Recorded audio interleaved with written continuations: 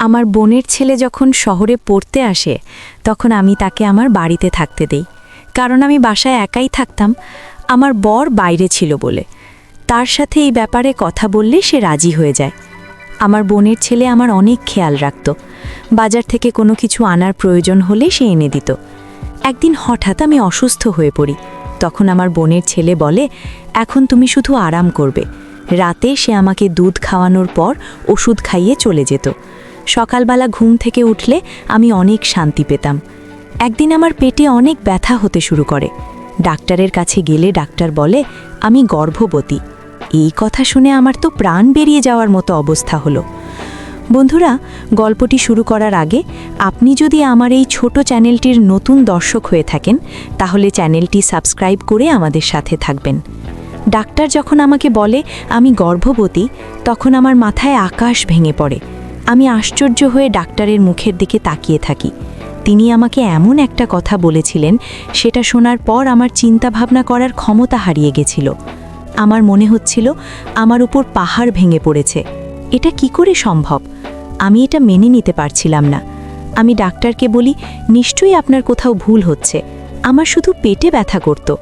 সে আমাকে দেখে হাসতে থাকে। সে আমাকে রিপোর্ট দেখায়, আমাকে বলে, বিগত ৩ বছর ধরে তুমি আমার কাছে এই জন্যই তো চিকিৎসা করছো। অবশেষে ভগবান যখন তোমাকে খুশির খবর শুনিয়ে দিল, তখন তো তোমার ভগবানকে ধন্যবাদ দেওয়া উচিত। আমি আমার রিপোর্ট দেখে চমকে যাই। আমি কখনো ভাবতে পারিনি আমার জীবনে কখনো এরকম ভয়ঙ্কর ঘটনা ঘটবে। আমি তো এই কথা শুনে ঘাবড়ে যাই। আমার বিয়ের 5 বছর হতে চলল, আর আমার বর কাজের সূত্রে বাইরে থাকে। কয়েক বছরে শুধুমাত্র 10 দিনের জন্য দেশে আসে। আর আমি চাইতাম সেই সময় আমার ইচ্ছা যাতে পূরণ হয়ে যায়, যাতে আমার মন বাচ্চার উপরে থাকে, তাকে নিয়ে যাতে আমি দিন কাটাতে পারি। কিন্তু প্রত্যেকবার আমি দুঃখ পেতাম। এখন তো সে বিদেশে ছিল। আমি ডাক্তারকে কিছু বলিনি, নিজের রিপোর্ট নিয়ে ধীরে ধীরে বাইরে চলে আসি। আমার মাথা কাজ করা বন্ধ করে দিয়েছিল। এটা কি করে হতে পারে? আমি গর্ভবতী। আমার বাড়ি ক্লিনিকের একটা গলির পরেই ছিল, কিন্তু আমার পা এত ভারী মনে হচ্ছিল যেন আমার কাছে অনেক ভারী কিছু চাপানো আছে। বাড়িতে আমরা শুধু দুজনই থাকতাম, আর কেউ থাকতো না। এক আমি, আর দ্বিতীয়ত শিহাব। আমার মাথা কাজ করা বন্ধ করে দেয়। শিহাব আমার নিজের বোনের ছেলে ছিল, আমার নিজের বড় দিদির ছেলে। তার ব্যাপারে উল্টোপাল্টা কিছু চিন্তা করতে পারছিলাম না। আমি তখনই সামনে নিজের বাড়ির গেট দেখে আমি চমকে উঠি। আমার মনে হচ্ছিল ক্লিনিক থেকে বাড়ি পর্যন্ত কোনো প্রাণহীন লাশকে ধাক্কা দিয়ে এত দূর নিয়ে এসেছে। আমার গলা এমনভাবে শুকিয়ে গেছিল যে আমার নিঃশ্বাস নিতে পর্যন্ত কষ্ট হচ্ছিল। আমি দরজায় বেল বাজাই। তখনই শিহাব এসে দরজা খুলে দেয়। আমি বাড়ির ভেতরে চলে যাই। আমাকে দেখে শিহাব হাসতে থাকে। আমি ঘরে যেতেই সে বলে, মাসি, আজ তুমি এত দেরি করে এলে? আমি তোমার জন্য অনেক অপেক্ষা করেছি। তারপর আমি আর খিদে সহ্য না পেরে খেয়ে নিয়েছি। তোমার জন্য খাবার নিয়ে আসি? সে আমার বড় দিদির ছেলে, যে চাকরির সূত্রে শহরে চলে এসেছিল, আর বিগত কিছু মাস ধরে সে আমার সাথে থাকছে।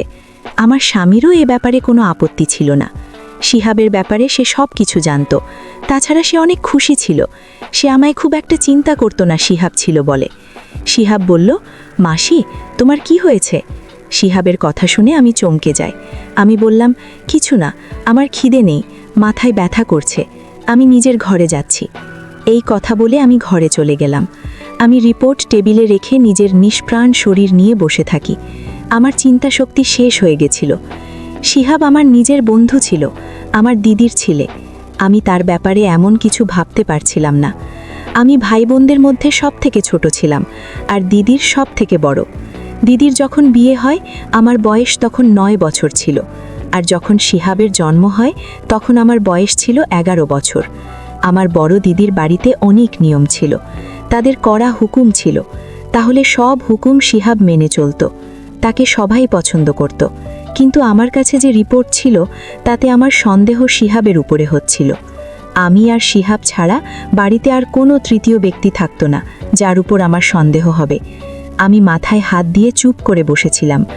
আমার মনে পড়ে কিছুদিন ধরে শিহাব আমায় দুধের সাথে ওষুধ খেতে দিত, যেটা খেয়ে আমি গভীর ঘুমে আচ্ছন্ন হয়ে যেতাম। সকালে যখন আমি উঠতাম তখন অনেক আরাম লাগতো। সে কি, তাহলে আমাকে ঘুমের ওষুধ খাওয়াতো আর আমার ঘুমিয়ে পড়ার পর কিছু করত? ফোঁটা ফোঁটা জল আমার চোখ থেকে পড়তে থাকে। আমার একরকম অস্বস্তি হতে শুরু করে। সত্যিকারের সম্পর্কে কি মানুষ এমন করতে পারে? নিজস্ব শারীরিক চাহিদা মেটানোর জন্য মানুষ এমন করতে পারে? আমি তার মাসি ছিলাম, তার নিজের মায়ের বোন, মানে তার মায়েরই মতন। সে আমার কাছে ছেলের মতোই ছিল। আমি তার সামনে কোনো পর্দা করতাম না। তার মাথা যদি আমার ব্যাপারে এমন ভাবেও, তবে তার মন কি করে এই পাপ, এই অন্যায় করতে সম্মতি দিল? আমি অনেক কাঁদছিলাম। আমি যে কি ভয়ঙ্কর যন্ত্রণা সহ্য করেছি তা হয়তো কেউ বুঝতেও পারবে না। আমার মনে পড়ে গেল, ছোটবেলায় আমি যখন দিদির কাছে থাকতাম তখন সে আমার কোলে বসে পড়ত। সে আমাকে মাসি না বলে মামনি বলতো। আমি সবার ছোট ছিলাম, আর সে দিদির প্রথম সন্তান ছিল। সেই জন্য আমার বাড়িতে সব থেকে বেশি সময় সে আমার সাথে কাটাতো। যখন আমার বিয়ে ঠিক হয় তখন সে নতুন নতুন কলেজে ভর্তি হয়েছে। সে আমাকে সোহান নাম নিয়ে অনেক রাগেও সে বলতো, তুমি এত সুন্দরী মনোমোহিনী, আর সে লম্বা চওড়া ছেলে, তার উপরে রাগী মেজাজের। মাসি, সোহান আঙ্কেলকে তোমার সাথে একদম মানাবে না। তোমার সাথে তো আমার মতো কোনো স্মার্ট ছেলেকে ভালো লাগবে। সে সব সময় সোহানের ব্যাপারে এরকম বলতো। হ্যাঁ, সত্যি আর কি করতো? আমি তার দিকে অনেক রেগে রেগে তাকাতাম। আমার আর তার মধ্যে আন্ডারস্ট্যান্ডিংও অনেক ভালো ছিল। যখন সে আসতো, রাতে অনেক কথা বলতো, হাসতো, মজা করত। সে এখন আমায় বলে, সোহান আঙ্কেল মনে হয় বিদেশে কোনো মেয়ে সাহেবকে বিয়ে করে নিয়েছে, সেজন্যই তো ফিরতে চায় না। আমি তার দিকে রেগে রেগে তাকাতাম আর হাসতাম। তাকে দেখে কখনো এমন মনে হতো না যে সে আমার সাথে এমন নোংরা কাজ করতে পারে। আমি এইসবই চিন্তা করছিলাম। তখনই শিহাব দরজায় ঠকঠক শব্দ করে ঘরের ভিতরে এলো। তখনও তার হাতে দুধের গ্লাস, ওষুধও ছিল। সে খুব স্বাভাবিকভাবেই আমার সামনে বসল, কিন্তু সে বিছানায় বসতেই আমি ভয়ে পিছনে শুয়ে যাই। যেসব কথা আমি ডাক্তারের থেকে শুনে এসেছিলাম তাতে আমার জায়গায় যে কেউ থাকুক না কেন সে ভয় পেয়ে যেত। আমি একা শেষ সময় শিহাবের সাথে বাড়িতে ছিলাম। সে আমাকে এভাবে ভয় পেতে দেখে অবাক হয়ে যায়। কি ব্যাপার মাসি, তুমি এত ভয় পেয়ে আছো কেন? সব কিছু ঠিক আছে তো? নাও, দুধ খাও আর আরাম করো। শিহাব আমার দিকে গ্লাসটা এগিয়ে দেয়। আমি তার কাছ থেকে গ্লাস নিয়ে পাশে রেখে দিই। তাকে বলি, যাও, এখান থেকে আমার ঘুম পাচ্ছে। কারণ আমি জানতাম সে এখন আমার পাশে বসে তার অফিসের গল্প বলবে। যতক্ষণ না আমি গভীর ঘুমে ঘুমিয়ে পড়ি সেখান থেকে উঠবে না। আমার এরকম কথা শুনে সে ঘাবড়ে যায় আর একটু অবাক হয়ে যায়। কি ব্যাপার মাসি, তোমার শরীর ঠিক আছে তো? হয়তো আমায় এভাবে কথা বলতে শুনে সে চিন্তিত হয়ে গেছে। আমার তার উপর আরও রাগ হতে থাকে। কীরকমভাবে সে আমার সামনে নাটক করছিল, যেন সে অনেক বোকা, বেচারা, কিছু জানে না আর ভীষণ ভালো মানুষ। প্রথমে তো আমার মনে হচ্ছিল যেন তার গায়ে জোরে একটা চরম মালিক। তারপর রিপোর্টটা তার সামনে ছুঁড়ে মারি আর বলি, দেখো তোমার সততার প্রমাণ। আর তারপর তাকে বাড়ি থেকে বের করে দেই। আমি তাকে প্রমাণ সমেত ধরতে চাইতাম, না হলে সে অস্বীকার করবে। আমার মাথায় অনেক ব্যথা করছে, আমাকে একদম জাগিও না, আমি ঘুমাতে চাই। আমার এই কথা সামনে এসে একদম চুপ হয়ে গেল আর উঠে দরজা পর্যন্ত চলে গেল। বলল, তুমি আরাম করো, আর হ্যাঁ, দুধটুকু নিশ্চয়ই খেয়ে নিও। আমাকে আবার দুধ খাওয়ার কথা বলে সে ঘর থেকে বেরিয়ে চলে গেল। আমি এটা জানতে চাইতাম, দুধে ওষুধ মিশিয়ে তাকে খাইয়ে সে কি এমন নোংরা কাজ আমার সাথে করত। আমি সেই দুধের গ্লাসটা জানলা দিয়ে বাইরে ফেলে দেই। সেই জানলাটা রাস্তার দিকে ছিল। ওষুধটা রেখে দিয়ে ঘরের লাইট বন্ধ করে আমি ঘুমিয়ে পড়ি। এখন আমি সেই সময়ে অপেক্ষা করছিলাম যখন শিহাব ঘরের ভিতরে ঢুকবে। আধ ঘন্টা কেটে গেছিল, কিন্তু আমার ঘরে কেউ আসেনি। তার আসার অপেক্ষা করতে করতে আমি বিরক্ত হয়ে যাই। আমার ঘুম পেতে থাকে। সেজন্য নিজে গিয়ে দেখে আসি যে সে কি করছে। আমি উঠে ঘরের বাইরে গিয়ে দেখি বারান্দা ফাঁকা ছিল। তার সামনের ঘরটায় শিহাব ছিল। আস্তে করে তার ঘরের দরজা খুলতেই আমার হুঁশ উড়ে যায়, কারণ সে তো। আমি তার ঘরের দরজা ধীরে ধীরে বন্ধ করে দেই আর ধীর পায়ে নিজের ঘরে চলে আসি। আমার মাথায় সেই কথাগুলো ঘুরতে থাকে। যখন দিদি প্রথম ফোন করে, সে বলেছিল শিহাব তো শহরে চাকরি করতে চায়, সেখানে অনেক রকমের ছেলে থাকে। আমার শিহাব অনেক সহজ সরল। যদি কোনো উল্টোপাল্টা লোকের চক্করে ফেসে যায়, যদি নেশা করা শুরু করে, তুমি তো জানো আমরা কিভাবে তাকে মানুষ করেছি, কিভাবে তার দেখাশোনা করেছি। আমার ছেলে অনেক শান্ত, অনেক সৎ, কিন্তু অনেক ছেলেরা এক জায়গায় থাকলে খারাপ কাজ তো হবে। সেই জন্য তুমি যদি তাকে নিজের বাড়িতে রাখো তাহলে আমি শান্তি পাবো। সেই সময় আমি শিহাবের এই ভেবে বাড়িতে থাকতে দেই, কারণ আমি মনে করতাম সে আমার বন্ধু নয়, বরং সে আমার ছেলের মতো। আমার মাথা যন্ত্রণায় ফেটে যাচ্ছিল। আমি দেখেছিলাম আমার দিদির ছেলে সেই সময় নিজের ঘরে বসে সিগারেট খাচ্ছিল। আমার দিকে তার পিঠ ছিল, সেই জন্য সে কিছু জানতে পারেনি। আমি ধীরে তার ঘরের দরজা বন্ধ করে নিজের ঘরে ফিরে এসেছিলাম। আমি পুরো নিশ্চিত ছিলাম যে সে নিশ্চয়ই নেশা সিগারেট খাচ্ছিল। আমি কিছু বুঝতে পারছিলাম না যে কি করব আর কি করা উচিত। আমি কি করে নিজের দিদিকে শেহাবের এই ব্যাপারগুলো বলবো? আমার দিদি একজন হার্টের রোগী ছিল। যদি সে জানতে পারে যে শিহাব আমার সাথে কি করছে, এটা শোনার সাথে সাথেই হয়তো মারা যাবে। আমি ভেবেছিলাম যে সকাল হলেই আমি শিহাবকে বলবো সে যেন নিজের থাকার বন্দোবস্ত করে নেয়। আমি তাকে নিজের বাড়িতে আর রাখতে পারবো না। আমি নিজের ঘর বন্ধ করে দিয়ে শুয়ে পড়ি। সকালে আমার দরজা জুড়ে জুড়ে ধাক্কানো হচ্ছিল। আমি উঠে দরজা খুলি তখন দেখি শিহাব আমার দিকে অনেক রেগে তাকিয়ে আছে। দরজা কেন বন্ধ করেছিলে তুমি? শেষে আমাকে অনেক জোরে জিজ্ঞাসা করে। সে কি যে আমাকে এভাবে জিজ্ঞাসা করবে? তার হয়তো সমস্যা হচ্ছিল এই জন্য যে আমি তার রাস্তা বন্ধ করে দিয়েছিলাম। সে যে অন্যায় আমার সাথে করছিল, হয়তো তার চাহিদা পূরণ না হওয়ার কারণে সেভাবে আমার সাথে কথা বলছিল। আমি তাকে জিজ্ঞাসা করি, তুমি কে হও আমাকে এরকমভাবে প্রশ্ন করার? আমার এত জোর গলার আওয়াজ শুনে সেও একটু অবাক হয়ে গেল।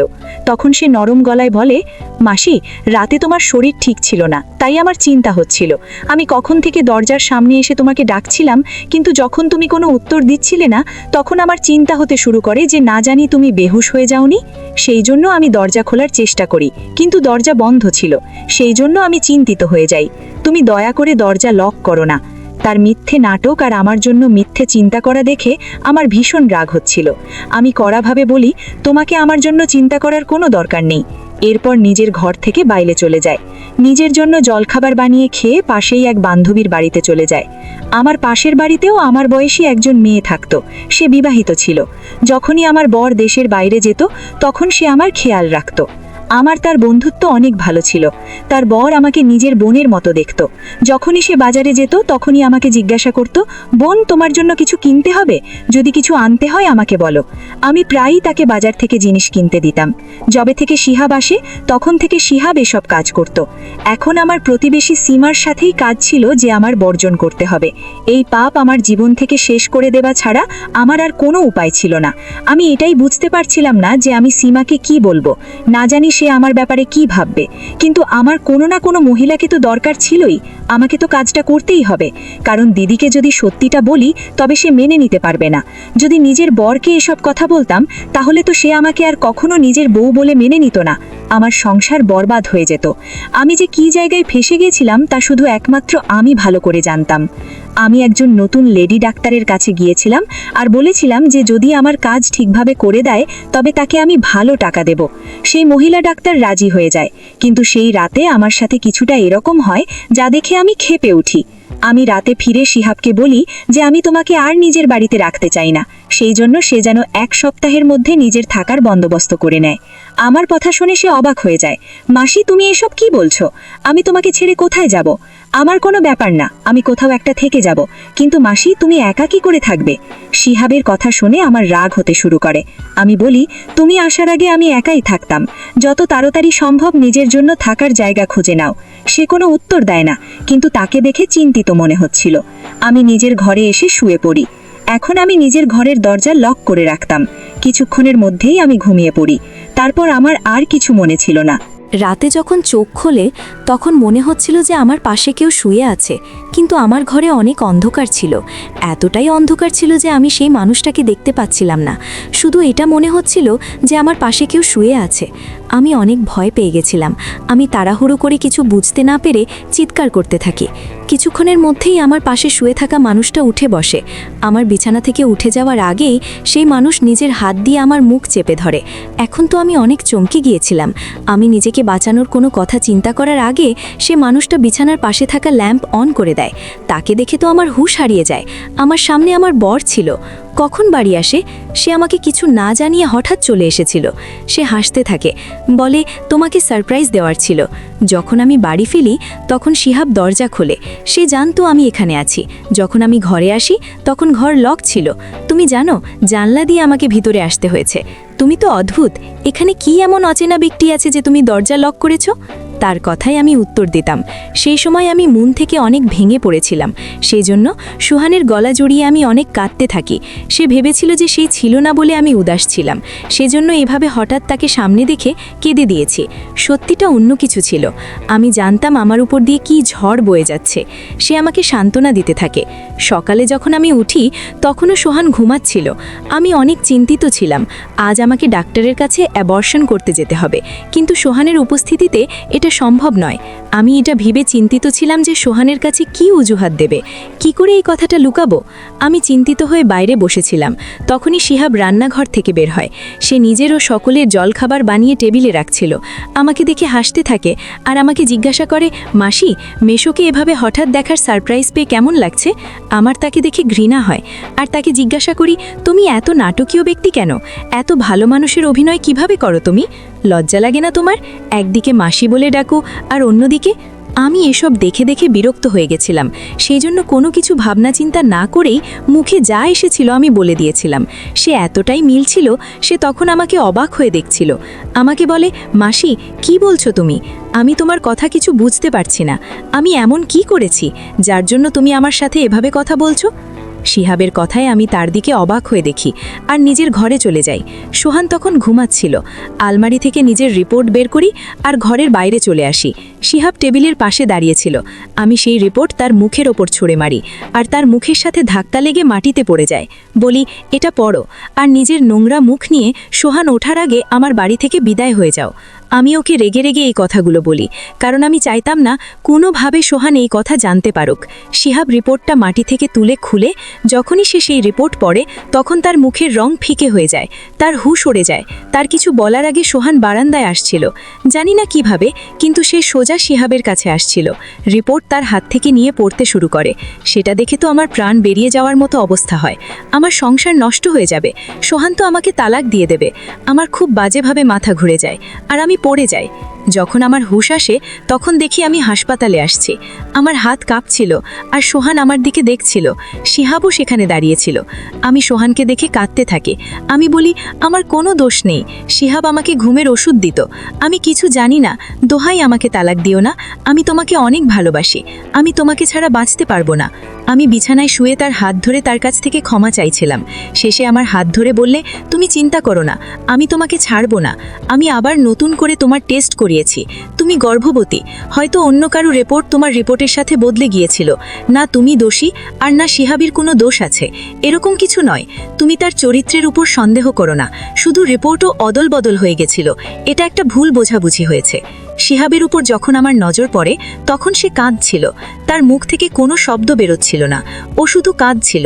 আমাকে দেখে আমার কাছে এলো আর বলল, মাসি, তুমি কি করে ভাবলে যে আমি তোমার সাথে এরকম করতে পারি? আমি আমার মা আর তোমার মধ্যে কখনো কোনো পার্থক্য করিনি। আমি তো কখনো কোনো অচেনা মেয়ের দিকে চোখ তুলে পর্যন্ত তাকাইনি। তুমি তো আমার মায়ের মতো। আমি বললাম, আমি তোমাকে সিগারেট খেতে দেখেছি। সে বলে, আমি নেশা আর সিগারেট কখনো খাই না। হ্যাঁ, কখনো কখনো এমনি সিগারেট খাই। আমি তোমার খেয়াল এই জন্য রাখতাম যে ছোটবেলা থেকে আমি তোমার কোলে পিঠে করে মানুষ হয়েছি, বড় হয়েছি। সেই জন্য যেভাবে আমি আমার মায়ের খাবার আর ওষুধের খেয়াল রাখতাম সেভাবেই তোমারও খেয়াল রাখতাম। আমি যদি জানতাম আমার জন্য তোমার অসুবিধা হবে তাহলে আমি কখনো ওখানে যেতাম না। সে কেঁদে কেঁদে এই কথাগুলো বলছিল। একটা ভুল রিপোর্ট আমাকে লজ্জায় ফেলে দিয়েছিল। আমি নিজের দিদির ছেলের ব্যাপারে কি না ভেবেছিলাম, কিন্তু আমার মাথায় একবারও এই চিন্তা আসেনি যে রিপোর্ট ভুলও হতে পারে। আফসোস, যদি আমি দ্বিতীয়বার আরও একবার টেস্ট করে নিতাম তাহলে এসব কিছু ঘটতো না। বন্ধুরা, আজকের গল্প এখানেই শেষ করছি। যদি আমার গল্পগুলো তোমাদের ভালো লাগে তাহলে একটা লাইক দিয়ে বন্ধুদের সাথে শেয়ার করে দিন। দেখা হবে আগামীকালের নতুন ভিডিওতে। সবাই ভালো থাকবেন। ধন্যবাদ।